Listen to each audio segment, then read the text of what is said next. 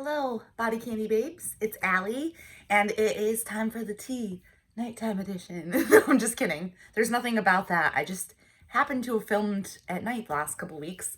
And as you can see, we are in my garden, my bedroom garden area. So enjoy the pink and purpley lights, which actually are not enough of a light spectrum for these plants at all. But I have enough natural light in here. Those are just kind of a booster. So, now that we've explained something that didn't matter at all, let's talk about important stuff. Thanks for hanging out. Make sure you follow us on social media. We're on Instagram, TikTok, Twitter, at BodyCandy. We're on Snapchat, bodycandy.com.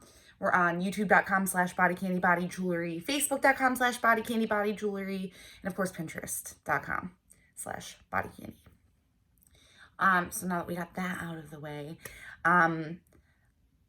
sometimes I have a really hard time picking topics to talk about. Not because there's not an endless array of things to talk about, but I want to talk about things that kind of apply to as many people as possible and maybe aren't so super specific.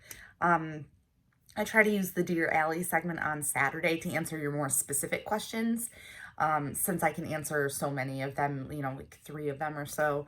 I try to pick different ones, so I hope you appreciate that. If you have a question to submit, you can email me dearallie@bodycandy.com.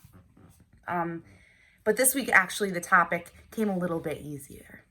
So it kind of dawned on me today that a lot of people have been in areas that are starting to phase back open, and I'm starting to see people messaging us saying I'm getting pierced. So that means parlors, tattoo shops, and piercing shops and stuff are opening in different places, which is really awesome.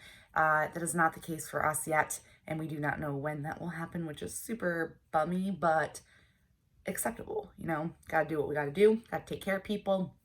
So as we're phasing back in, I kind of wanted to talk about a reputable shop, a reputable piercing shop, things to look for, maybe some things that if you see you should run. It's something that I definitely have talked about before during like live and stuff like that.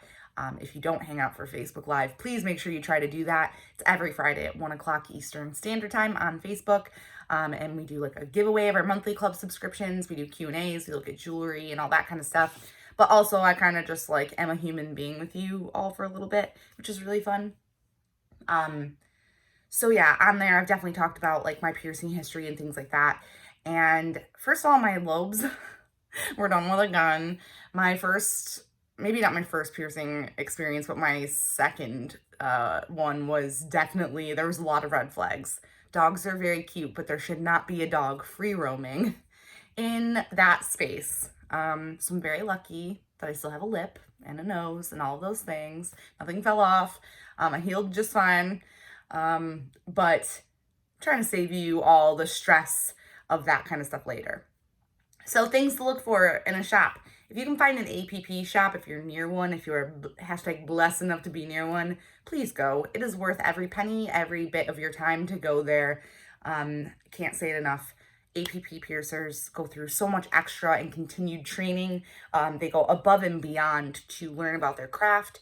And it's just very worth it for you. It gives you the safest piercing experience that you can have, and also makes sure that you're anatomically treated properly when it comes to piercings. That was such a strange thing to say. Ta-da!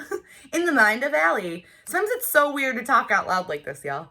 So yeah, APP if you can. APP doesn't, like, if it's not present, that doesn't mean it's not a good shop. It's just something to look for sure.